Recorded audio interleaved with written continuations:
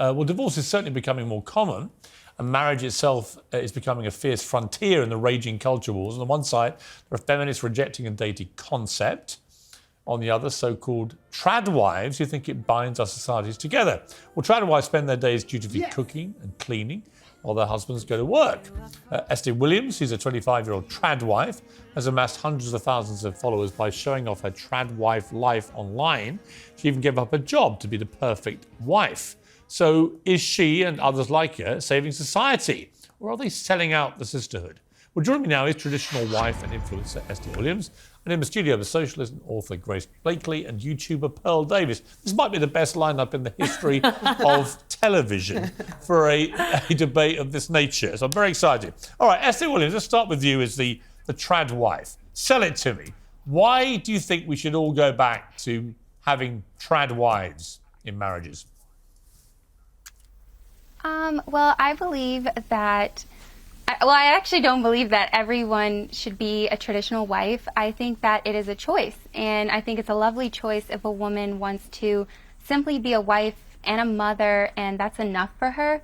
And it's a simple way of living with traditional gender roles. It's balanced, and we don't have to do it all as women. I think we've proven that it's possible, but at what cost, right? Right, and in terms of what being a trad wife involves, what do you think it means to be a trad wife? Well, to adhere to traditional gender roles. So what I mean by that is the husband, he is the provider of the home. He goes out, he works, and he knows how to protect his family if need be. And the wife, she's the homemaker. She does the cooking, she does the cleaning, and she takes care of the home and children, if there are any, and herself, of course. So it's adhering to traditional gender roles. Okay, Grace, I'm sure you thoroughly agree with this, don't you? Look, I mean, what Estee's just said about the fact that women should be able to choose, obviously I completely agree. And, men should be able to choose as well. I think the feminist critique of traditional gender roles and gender ideology isn't that some people like to stay at home and others don't. It's that you shouldn't be bound to pursue a certain life based on the sex that you were born into at birth. The one issue I do have is, I know actually a friend of mine whose sister got involved in the tradwife movement in the US, basically. She was quite young. She got married to someone who was like, this is what we're doing. You're going to be a tradwife. And basically came to regret it. She felt like she'd been controlled, like her life became very small, and she couldn't get out. She couldn't escape because, she'd lost all her friends, and this has become basically her entire life. And it concerns me that sometimes we see this narrative on social media that women have to be a certain way in order to get a husband. So you have to be this particular model of femininity for people to love you. And I think that's really sad, because I don't think anyone should have to shave off any parts of themselves to be loved or to find a husband or, anything like that. All right, Pearl, what do you think? I think it's a good that we're seeing a return to traditionalism. Yeah, I think it's a good thing.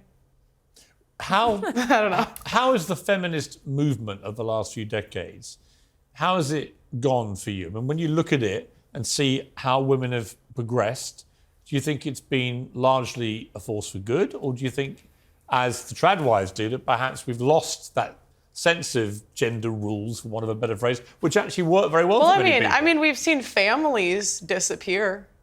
I saw a study the other day that said only 25% of, this is an American stat, but American households have families. So I guess there's positives and there's negatives, but it's at what cost, What to you? 150 years ago, the average woman had 7 kids, 85% of people were married.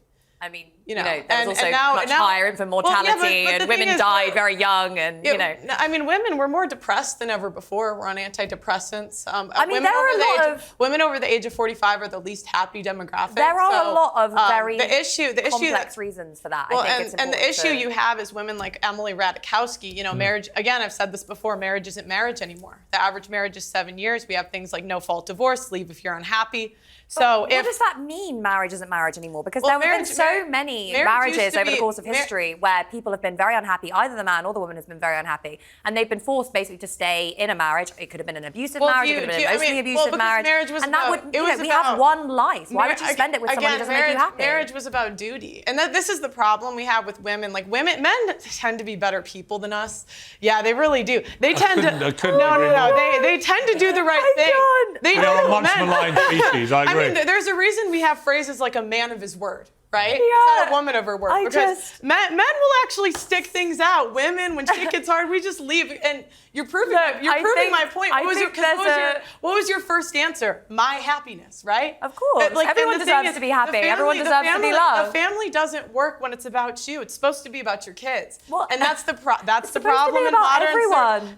There's a balance and a compromise in relationships. Am I allowed to talk now? Okay, go ahead. Look, I think relationships are about balance. They're about compromise. They're about knowing, understanding yourself, learning to, know and understand another person. Eventually, potentially, if you want to, bringing children into the world and teaching them how to do that as well. Teaching them to balance a sense of their own identity with the love that they have for another person. And, for example, I know an older woman, actually, who's a friend of our family, who got divorced at about 60. She had, this lovely family. They were together since they were 18. And she said, I got to a point after I'd stopped being a mother and, I was just kind of getting on, I realized I'd lost my sense of who I was. And I didn't really feel like I knew who I was anymore because I'd always just been a wife and a mother. And I wanted to go out and explore that. And I think that's fantastic. Good for her. What is traditionalism?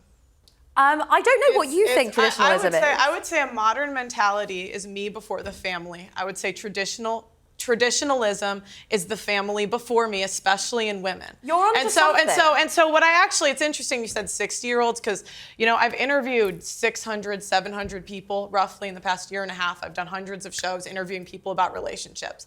And what I find is the 60-year-olds a lot of those women led their daughters astray. There's a reason we're in this mess, right? A lot of those women had the wrong mentality when it came to marriage and had exactly the mentality that you're talking about. Which prioritize balancing one's own sense of identity with compromise in a relationship with someone else. It's myself before the marriage. But that's, again, and it's really unfortunate because I would say the women of our generation really are suffering because of the advice of the women of the past. There's an interesting point here, right? Which is that we do live in a very individualistic society and we're all told, actually, I think a lot of the time in our relationships as well, you have to be a certain way if you want to receive love. You have to abide by these norms. Yeah. You have to be a certain level of attractiveness. You have to earn a certain amount of money. It's all about you. And that's not what love is.